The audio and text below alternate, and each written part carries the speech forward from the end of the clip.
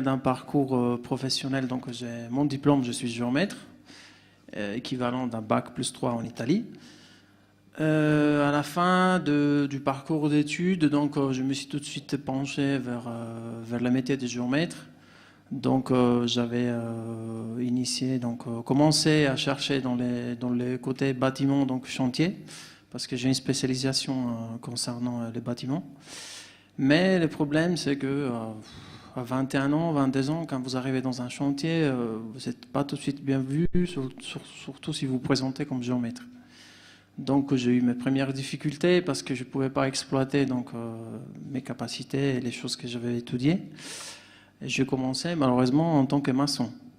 Parce qu'il y avait la promesse, on doit connaître bien les métiers, donc on commence en tant qu'ouvrier, et puis petit à petit, vous verrez, vous pourrez exploiter les tâches de géomètre. Quand vous faites un BTS ici en France, vous avez la possibilité d'alterner l'école, donc la théorie et la pratique.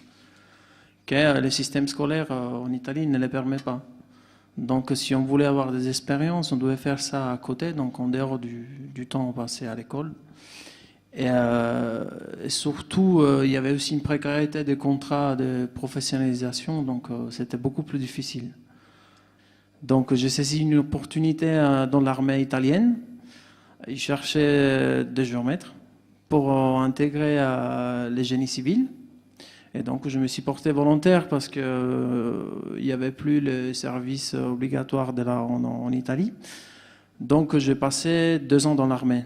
Et finalement, là, je n'ai plus voir, même si les conditions n'étaient pas idéales, qu'est-ce que ça veut dire être géomètre. Parce qu'on était parti à l'étranger, notamment en Albanie, en Kosovo, pour reconstruire un peu les parties qui étaient touchées par la guerre.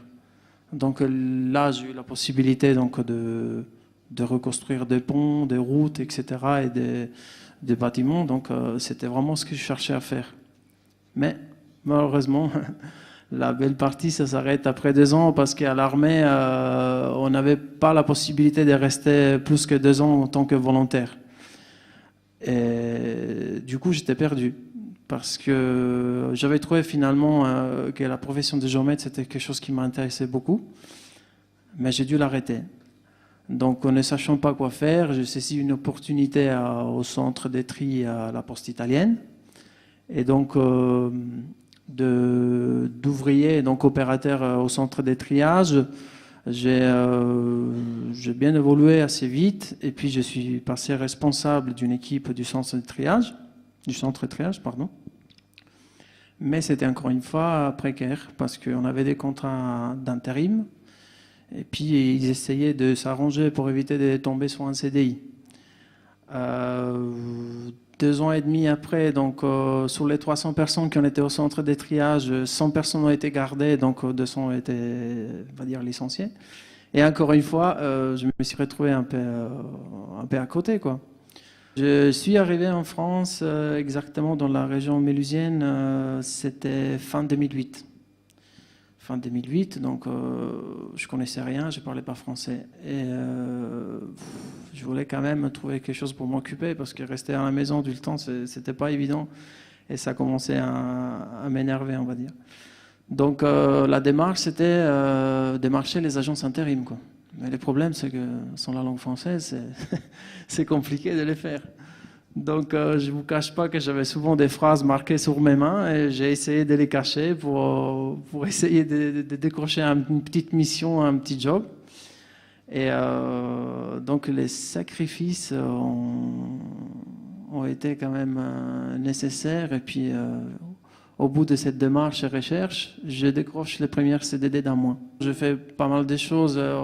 J'étais dans la grande distribution, mais finalement, je me suis retrouvé à faire quelque chose que j'étais pas épanoui. Je faisais beaucoup de choses dans la grande distribution, mais je voulais pas rester là.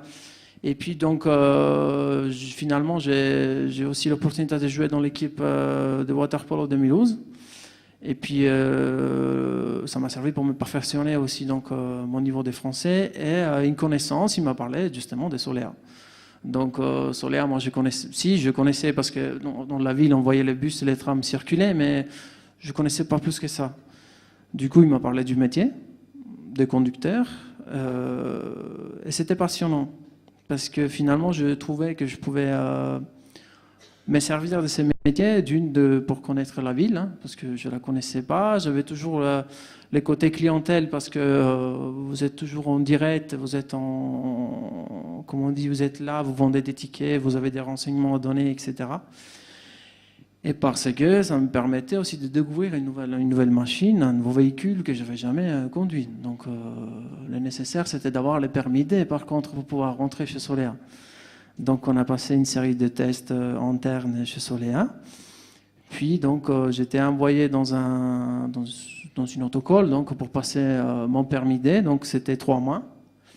Où on a appris donc à familiariser avec ces véhicules, on a appris aussi à s'occuper un peu de la mécanique, de la sécurité routière, etc. Et puis 3 mois passés, j'ai réussi mon examen, je suis arrivé chez Solea en tant que conducteur. Quand vous arrivez chez Solea, il faut savoir qu'en tant que conducteur, pour être déjà conducteur, il faut quand même passer encore 1 mois de formation, donc pour connaître tout ce qui est procédure et puis réseau urbain. Plusieurs lignes, donc la vente des tickets, etc.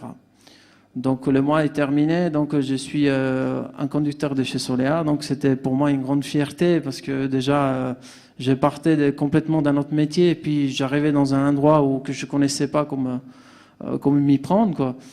Et donc juin 2011, c'était conducteur bus. Et j'étais intéressé aussi pour éventuellement obtenir l'habilitation tram. C'était aussi un autre véhicule qui m'intéressait. Et février 2012, après aussi 1 mois de formation interne, j'étais nommé donc conducteur bus et tram. Le 1er mai 2016, donc j'étais nommé assistant à la formation. Donc tout ce que j'avais fait auparavant, donc les étapes de conducteur, etc. Maintenant, je les revois, mais j'ai la chance de transmettre cette envie aux nouveaux conducteurs qui postulent donc chez Solea. Et donc aujourd'hui, je m'occupe vraiment de tout ce qui est formation chez Solea.